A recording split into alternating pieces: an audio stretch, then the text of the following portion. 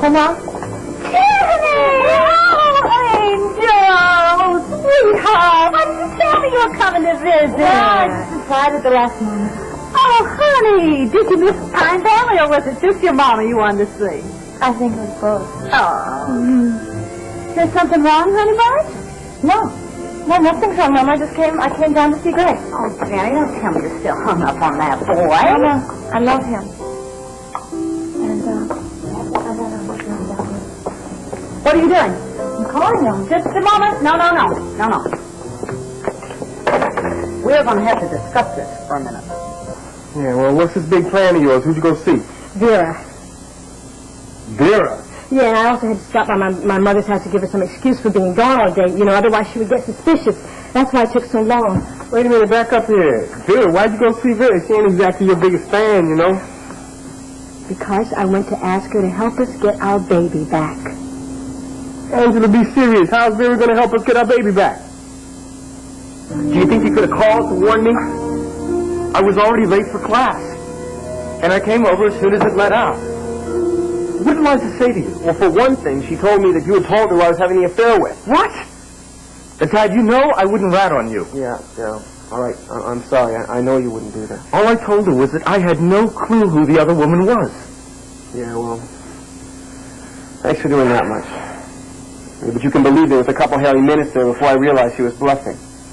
You don't really think Liza has any idea about her mother, do you? No way. Good. Because I'd hate to know what would happen if she found out. Can't stand the sight of blood. Thanks a lot, Bobby. No, look, as far as I know, the only thing Liza suspects is that I'm having an affair with an older woman. Now, as long as she can't put two and two together, I'm okay.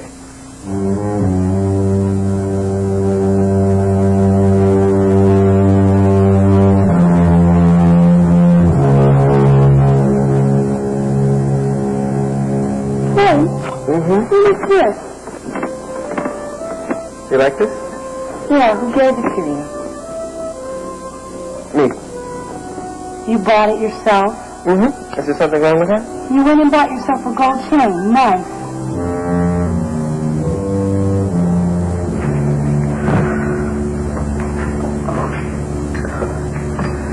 Hey, darling. When do you come in? Liza? Something wrong?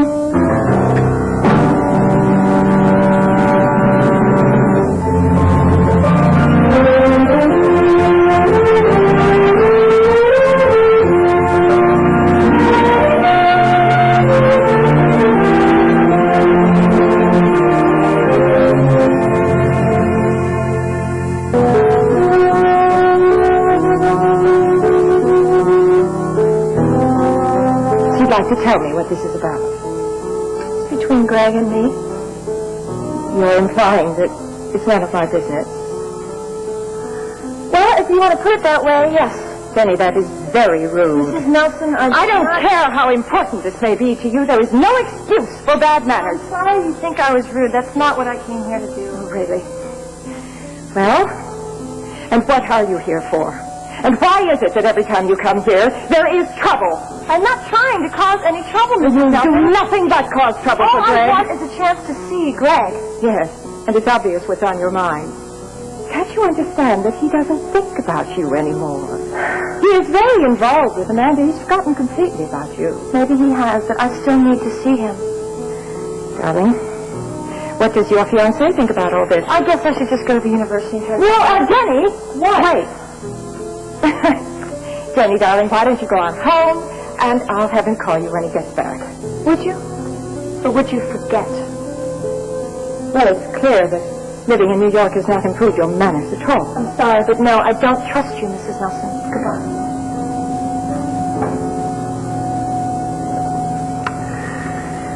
Well, Enid, your pulse is normal. Blood pressure's fine. Yeah. Oh, that's a relief. How do you feel, Mom? Oh, much better. Oh, much better. I feel so foolish, dragging you over here for nothing, Joe. I'm sorry. Don't be silly, Enid. Tell me something. Have you been overexerting yourself? Has something happened to upset you? Oh, no, nothing. I was here by myself. I thought I'd go downtown, and then I went for my coat, and suddenly I was all dizzy. know what it was. Well, listen, I'm sure there's nothing serious, but just to be on the safe side, I'd like for you to come down to the hospital and let me run an EKG.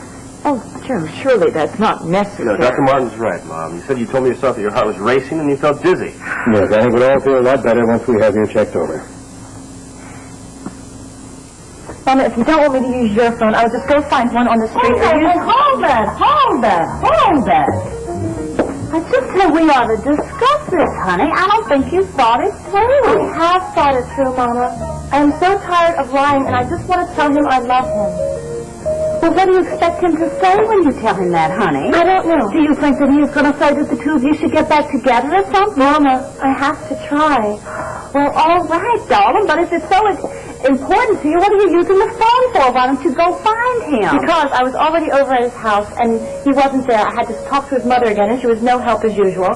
I went over to the university. By the time I got there, he'd already left. Well, did Mrs. Nelson say that she would give him a message for you or something?